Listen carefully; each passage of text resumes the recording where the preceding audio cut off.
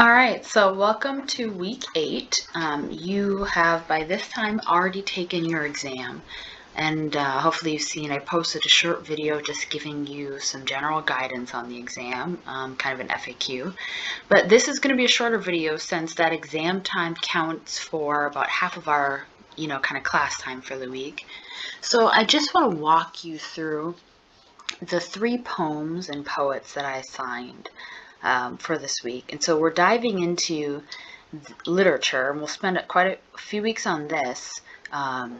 So I just wanted to give you some poems this week because they're, less time to read. But as you've noticed, they're short, but they hold a lot, right, within those lines. So I just want to walk you through. Tell you a little bit about these authors, walk you through some key elements, and hopefully this will help frame what we'll be doing the next couple weeks. You'll notice you're going to be reading an excerpt from Ann Petrie's The Street, which we've already kind of talked about through some of the lecture videos. And then we'll be reading a little bit of Ta-Nehisi Coates and a few other things just to, again, really understand, returning in this week, and then we get to film and music, to how Black people themselves who are living in these racialized spaces, these segregated spaces of the streets or the hood that were created by public policy, and that have, collapsed kind of economic and social opportunity. Well, what's going on culturally there? That's really the question we're answering, or we're looking to answer by reading this literature. What are the people in those spaces doing by using their art, right? By using their literature, their film, their music to challenge the narratives and the discourses we've heard by politicians and others about them, and to carve out kind of what those spaces mean to them, right? So both recognizing kind of, the harsh material realities, but also, acknowledging the beauty and the politics and the struggle within those spaces as well. So that's kind of an overview of what we'll be doing in the next couple of weeks. So I want to talk to you a little bit about Gwendolyn Brooks, who is one of my favorite authors, I guess. I would say just poet, but I think one of my favorite authors. She's was immensely talented, and as you hopefully see, and actually there's a clip of her reading the poem that I assigned you, so I'll play that in a little bit. But I want to tell you just a bit about her background. I think often understanding, especially in the context of a course like ours, these authors' backgrounds lends kind of somewhat more context to the themes and the issues that show up in their work, right? So Brooks was born in Topeka, Kansas, but she really grew up in the south side of Chicago. Her family moved there when she was really young, and her father was a janitor who wanted to become a doctor, but we know the social limits placed on Black people at that time, right? So she's born in 1917. So this is right during that Great Migration we talked about. So her family was a part of that. So they moved up to Chicago. Her mother was a school teacher, and that was somewhat common there. It's a whole separate side conversation. But interestingly enough, you had more Black school teachers when schools were segregated, right? And once they were integrated, Black people weren't seen to be qualified enough to teach white children, which saw a huge reduction in the numbers and percentages of Black school teachers. But that's a whole separate conversation. But all that to say is her family, was kind of a middle-class family, but still lived in this, racially segregated space of Chicago's South Side. Now, when they moved up there, it was predominantly white, but over time, we all kind of know now, it became a predominantly Black space. So they bought a house and they grew up in that, which is, again, we already know some of the context of how rare that was. But it was a good-sized house. Excuse me, I'm thinking of porch. Good-sized house. And when they moved there in the 1920s, her family was only the second Black family in that neighborhood. So again, think about this in the context that we learned in terms of white flight and blockbusting. So our family moves there. Her mom is a school teacher. Her dad has aspirations. They're working hard. And they buy this house. But before they knew it, by the 1930s, it became a predominantly Black neighborhood. And because of these discriminatory housing policies and what happened with geographic segregation, the south side of Chicago became, what was known as a black belt area, right? So these are these sections of they made them comparable to like predominantly black areas in the South. And we know all of the kind of social and economic implications of those segregated spaces. So that's where she grew up. But it's interesting to think how her family, on kind of this very local or individual level, experienced, kind of that predatory, the predatory behavior of realtors at the time to sell them this house, knowing that it would produce white flight in a segregated neighborhood. So that's what happened with them. And then she gets married. And so what's interesting about kind of in contrast to her childhood, so yes, she grew up in a house and they were somewhat well off in that respect, right? Father's a janitor, mother's a teacher, but they were doing pretty well. But when she gets married, she lives in one of these kitchenette apartments. And so we'll circle back to that in a second when I talk to you about the poem itself. But this is where she kind of gets her experience with the kitchenettes and where that comes from. So the poem that you are reading, or that you read for today, I should say, or for this week, comes from a really well-known book of poetry called The Street in Bronzeville. And it couldn't be more appropriate for this class, right? Because we're talking about the streets as a social-cultural entity. We're talking about them as kind of, the cultural or social creation of segregationist housing policies and public policy, right? So Brooks writes this, poetry in this book of poetry called Street in Bronzeville. And Bronzeville is the name that South Side Chicago residents gave to their neighborhood, right? So, it's a segregated space. It's a black neighborhood. They're very aware of both the perceptions of it from the outside, but also the reality and the community created within it. So a name, people who lived there began to call it Bronzeville, right? So she publishes this book in 1949, but she writes the poem we look at a little bit earlier, and I'll talk about that in a sec. But this is where she's really kind of digging into what it means to live on the South Side, what life is like on the everyday, what are the struggles and the narratives and the themes. So this is really what you find in the entire book of poetry, and you see a lot of that displayed in the poem that you all read for this week, right?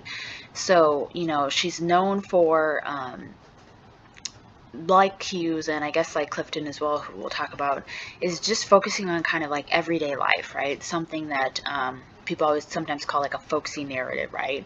She uses free verse and sometimes sonnets or other modes, but you'll notice, hopefully you noticed, the way that her, and I would say Clifton as well, play with the structure and the lines of the poem to really give it a different effect, and we'll dig into that in a second.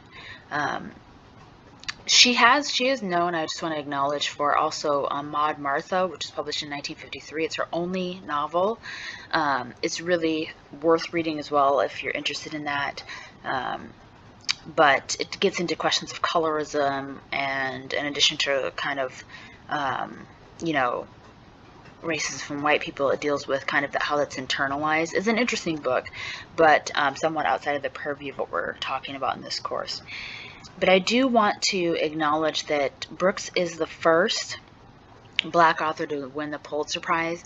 And so when you talk about the significance of her poetry in terms of not just kind of Black literature, but the landscape of what we might call American literature, it's significant to think that she took this work that is looking at kind of the themes and the artistic expression of what it is to live in geographically segregated spaces like the South Side of Chicago, and it resonated and expressed that so well that she ends up winning a Pulitzer, right?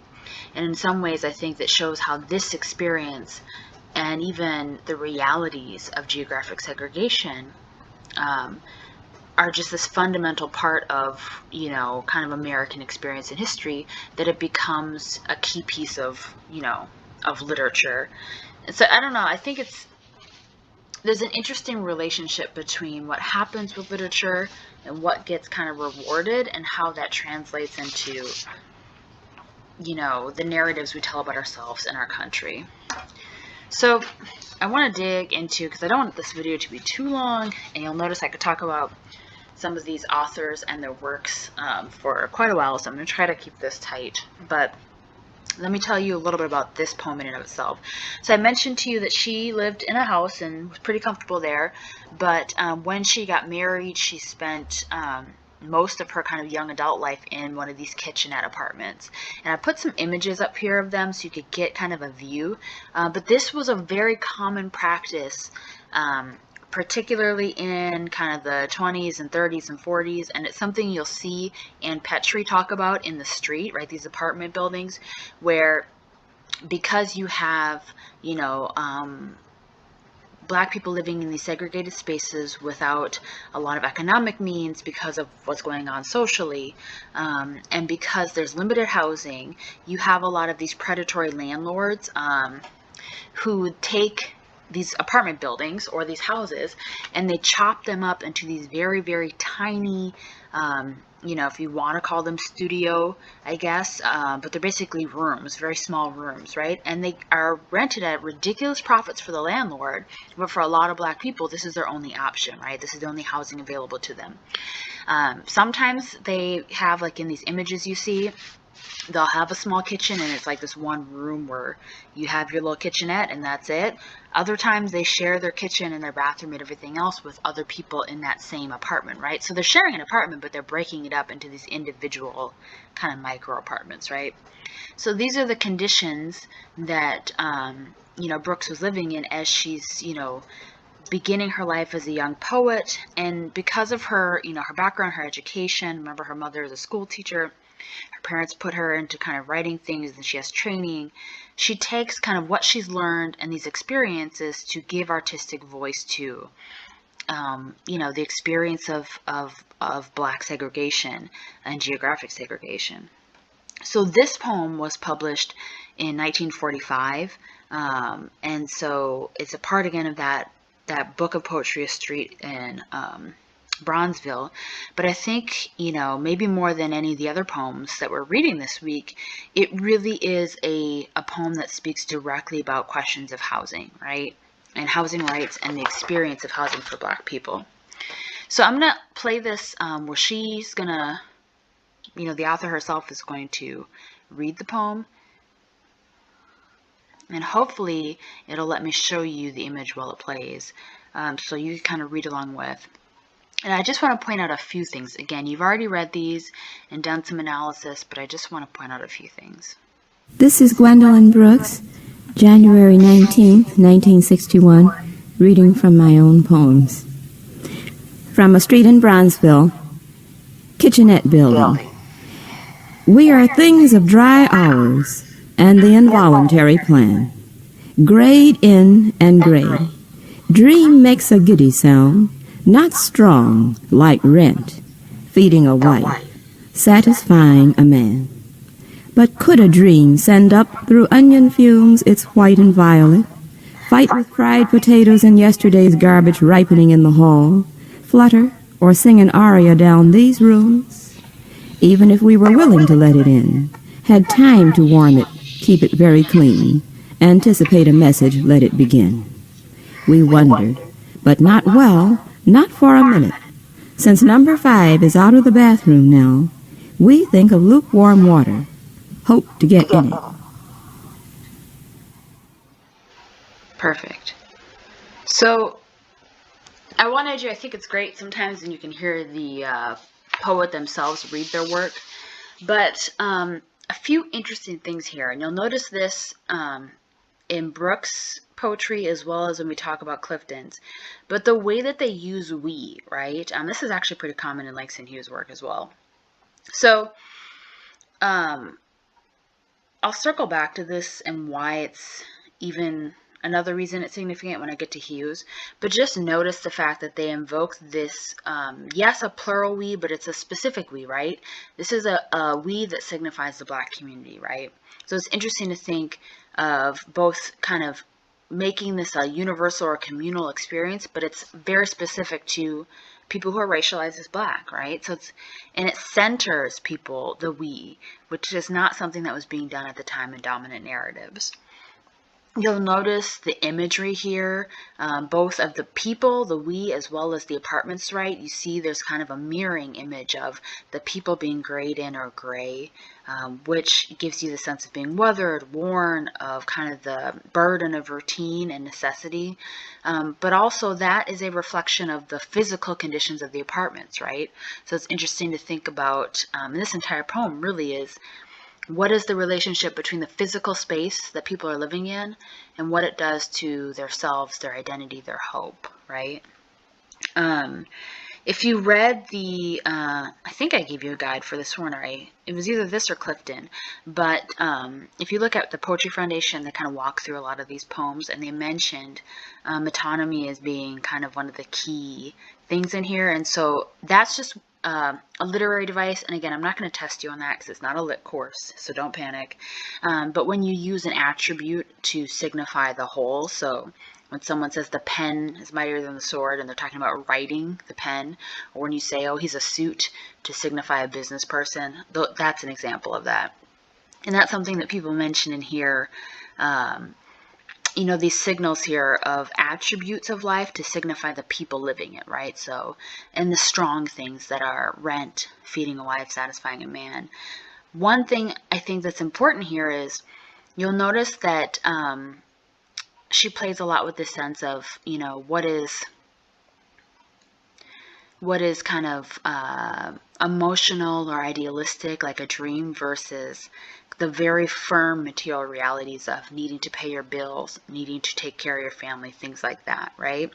And then again, the very kind of visceral reaction you have to the smells that she describes of the food and the garbage, right? So throughout the poem, there's this contrast of like, what are these very real material realities versus these more kind of cerebral things that we talk about in terms of the dream, or what a person can do on an individual level. There's one other thing I wanted to pull out to you. Where did it go?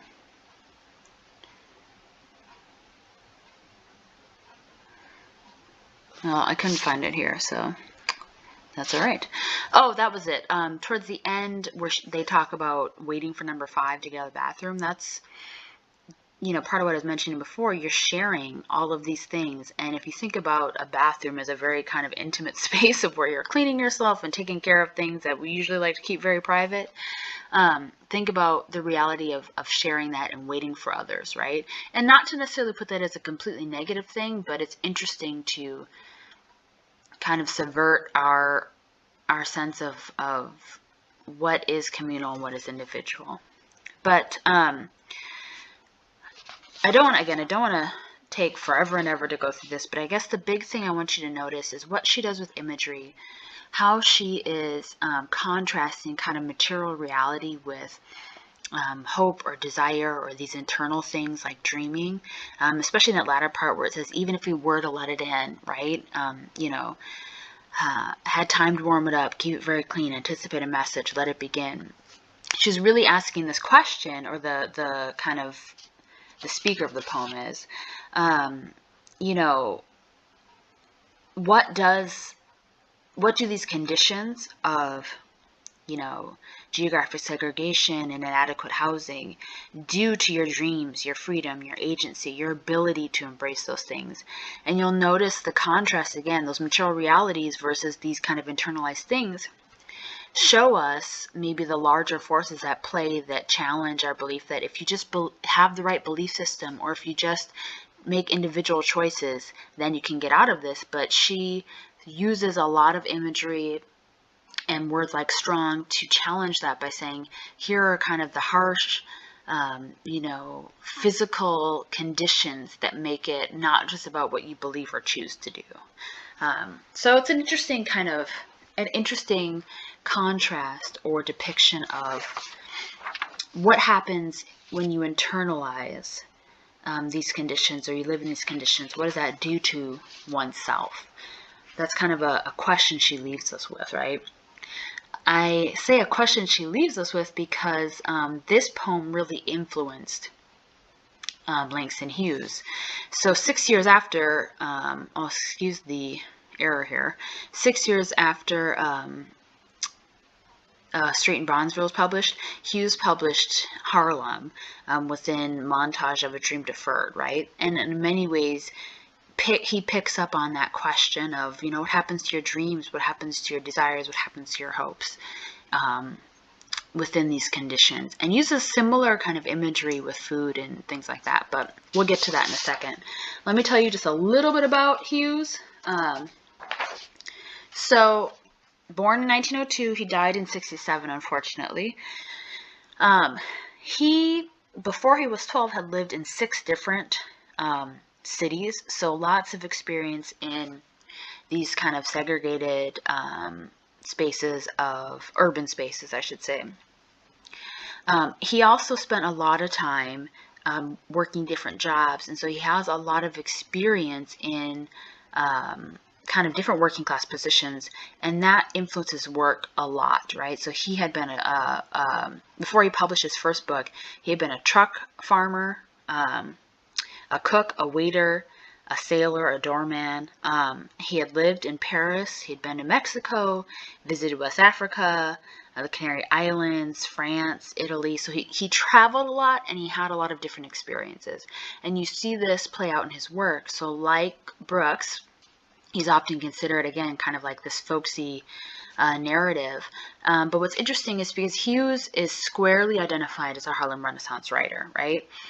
So I won't go too much into it, but the Harlem Renaissance, that after the Great Migration and the kind of influx and concentration of Black people in Harlem, there was this cultural movement. But the Harlem Renaissance, especially if you read Elaine Locke, was really about redefining Blackness on Black people's terms. But a lot of the work was produced by Black people, but consumed by white Americans, right? So it's interesting to think about that, and a lot of it focused on, questions of racism and colorism and passing, if you know Nella Larson's work, but also really focused on kind of like the Black capacity for great thought, kind of Black middle class and upper middle class ability and intellectualism. So there's a kind of separation. And in many ways, Hughes was criticized and rejected by others because he refused to buy into that kind of classism. He focused on kind of what he considered the everyday lives of working class and poor Black people, because, as we know and we've researched and talked about in this class, that represented a great majority of the folks living in these cities. And so his kind of experience traveling all over and working these different jobs influences his desire to really just show kind of a wide range of experiences and lives, but focusing on Blackness and what he considered kind of your real everyday Black people, not just the exemplary middle class or upper middle class Black people.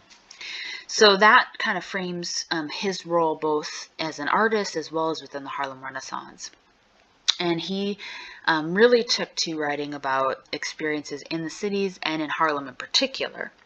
So I think I'll skip some of the other stuff I was going to say because, again, I'm trying not to make this video too long. Sorry about that. All right, so let's get to the poem itself. This is a really well-known poem. I would be surprised if you haven't already read this at some point in your kind of educational background. Most people study this possibly in high school. If not, if it is your first time, I'm glad you got the chance to read it. So it's called Harlem, although many people call it A Dream Deferred. And you may know, it may sound familiar to you also because this inspired A Raisin in the Sun, if you're familiar with that play. But I'll just read this. So he asks the question, the speaker goes, "What happens to a dream deferred? Does it dry up like a raisin in the sun, or fester like a sore and then run? Does it stink like rotten meat, or crust and sugar over like a syrupy sweet? Maybe it just sags like a heavy load. Or does it explode?" So very powerful, again, short but powerful for many reasons. You'll notice the interplay between this and Brooks's poem. He uses that food imagery, and again, it gives you this kind of visceral reaction when you hear things like sores or stinking rotten meat or fester, right? It kind of makes you like, flinch a little bit at some of that language. And it is doing that to, again, use kind of language that pulls you down to material reality to say, how does that contrast or impact one's ability to dream and hope and do these more kind of, cerebral or spiritual things, right? And there's options presented, do your dreams just die, right? Do they solidify or kind of fossilize? Do they sag and kind of, weigh on you? But the last line, or does it explode, is interesting. And when I used to teach this in African American literature, I'd say in many ways that this poem was prophetic because it was published in 1951. And we know about that time and what was going on with the civil rights movement, but also we know not long after, people were getting tired of trying to do kind of nonviolent. Well, we know a couple things. We know what happens when people are trying to express their desire despite their harsh material circumstances of segregation in these spaces. The civil rights movement was all about them saying, we do not accept this dehumanization. We want more. We have dreams and desires, right? But that was met with violence, right? So even when Black protesters were being nonviolent, it was met with, white supremacist violence. And you can look up the images and the videos of people being shot and beaten all over the place. And so you get to a point where people, Black activists say, you know what, I'm not going to just let myself be beaten and murdered. I'm going to defend myself as well. So it's interesting to think of, this desire to not just let it be a heavy load, to not just let your dreams fester or fossilize, but that explosion in many ways can be thought about as a desire. You can only contain it for so long before it explodes, and there's this kind of, reaction where there is conflict and a push to actually, possess that freedom and that dream, right? And so I think in many ways, his poem speaks to, what we see happening on a political level at that time and in the decades to follow. The last one we're going to look at is by Lucille Clifton, and this one is a little bit later. I think the poem I had you read was published in 1972, but I have to go back and check. So, Lucille Clifton, another great author. I know I say that about all of them, but born in 1936 in New York, not in the city. She grew up in Buffalo, but she had kind of the privilege to go to Howard, right? So she went to Howard University, studied there. She eventually studied to SUNY, Fredonia, and finished her degree there. Interesting connection here, right? You'll notice the kind of through lines from Brooks influencing Hughes to Hughes discovering Clifton, right? So she was actually kind of discovered, quote unquote, by Hughes. And Ishmael Reed, if you know who Ishmael Reed is, also knew her work. And so they played a role in kind of helping her get published and, getting her more recognition in kind of poetry circles, and particularly around Black authors. So she published in 1970, The Poetry of the Negro was what it was called. And so that was her kind of first publication, and she went on to publish tons and tons of other books of poetry. I'm not going to read them all off.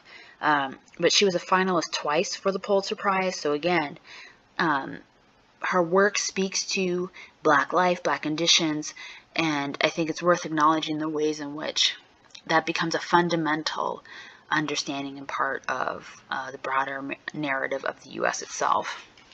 So that's just a little bit about maybe how she was discovered and came to be, but her work and what I'm going to read you is similar to Brooks, and that she deals with these kind of conditions of life, right, that Black people are facing. And so I'll dig into that in a second, but I want to say one thing, and you may have noticed this for her work. It's sparse in words, right? So she's kind of known for that, right? There's not a lot of words on the page, but there's so much that can be interpreted and read through that. So she finds kind of the narrowest or the most kind of powerful but concise way to get across her point. And that's one of the things she's kind of known for, right? She also plays around a lot with punctuation. So I'm going to show her poem. And again, this is exactly how it appears. You'll notice how she plays with the lines, the lack of capitalization, punctuation not being there. This is intentional to draw your attention in the way you read and experience the poem in new ways. And she fits into, some of this fits into, if you're familiar with the Black Arts movement, a lot of that poetry, which was a counterpart to kind of a cultural, intended to be a cultural or artistic counterpart to the Black Power movement, right? So it was kind of an aesthetics of Black politics in poetry. And there's so many great poets that I could tell you about, from Sonia Sanchez to Jane Cortez, but that's, again, a topic for another time. But so she's a little bit later, so hopefully you're noticing as we're moving through the decades here, but there's this continuous thread, because the issue of the streets, the issue of Black life in these segregated spaces hasn't disappeared. And so we continue to see Black artists and authors wrestle with it in different ways. And I want you to think about the fact that you see these kind of both aesthetic and thematic similarities between all of this work. So let's jump to the poem itself, I think, for sake of time. So again, you'll notice the collective we. When I told you I'd say this with Hughes, but what I was alluding to earlier when I said we'd circle back to this collective we, is the way Hughes focuses a we on kind of the everyday Black person, which is what we talked about. And you see that again here, right? This idea of a specific communal identity. And you'll notice the many ways that she says, here's your narrative, right? In the inner city, or, right, that dichotomy, that separation, your dominant narrative, reader, or, like we called it, we being Black people, home. So notice the way she uses lines to kind of juxtapose and show the contrast between the outside perspective of Black space and the inside understanding and narrative of Black space, right? That's one major thing that I'm hoping you notice and take away. She plays a lot with this question of who's inside, like who's included and who's excluded, and subverts, again, the dominant tendency for whiteness to be who's included and Blackness to be what's excluded. She does the opposite here, which is an attempt to use writing to reclaim power. And you'll notice that home and we, these things get repeated. For almost half the poem focuses on this we, this home, this community, which is, again, an act of power to make that the central aspect of the poem. And then there's lines where, talking about uptown and silent nights and houses. You'll notice the houses straight as dead men. How does this poem depict white space, right? So I'll just read this. We think a lot about uptown and the silent nights and the houses straight as dead men and the pastel lights, and we hang on to our no place, happy to be alive. Interesting to think about the many, many meanings of those lines, right? One way that she, again, is subversive here in depicting white space as undesirable, both in and of itself and kind of its, mundane kind of description, but also there's the kind of subtle hint here to the way that those spaces are also deadly for Black people, right? So there's the contrast of that with the reality of Black space being a space of joy, right? Where, yes, it's a segregated space, but there at least they're alive and it's home and it's community, right? And so this is an important kind of intervention where, yes, like Brooks, like Hughes, there's a recognition of geographic segregation. There's a recognition of these social forces, but she focuses on the power of we, the power of community, the power of having a space where you are free and alive, apart from kind of the way that you are racialized in these white spaces, right? In these mostly Black spaces, you can kind of sigh and take a breath and be amongst your own people. And so it's interesting the way that she gives us a positive narrative of community and belonging that is subversive when you think about the dominant narratives being told about Black space, particularly Black urban space at the time. So I want you to keep that in mind, what you see in these poems, again, because what I wanted to do as we spanned, 3 decades here with these poems is to show you kind of an overview of the way Black artists are thinking and writing about Black space and the experience of the streets. So then we can dig deeper when we get into these excerpts from, some of the novels or books that we're going to be getting into in the next couple weeks. So this should be enough to hopefully give you some insight. And I want to say I hope that exam 1 went well for you. I wished you all lots of luck, and I'm sure hopefully the study guide helped, but I'll try to get that graded within the next couple of weeks. It takes me a little longer for exams, but I'll let you all know when those are done and ready to be looked at.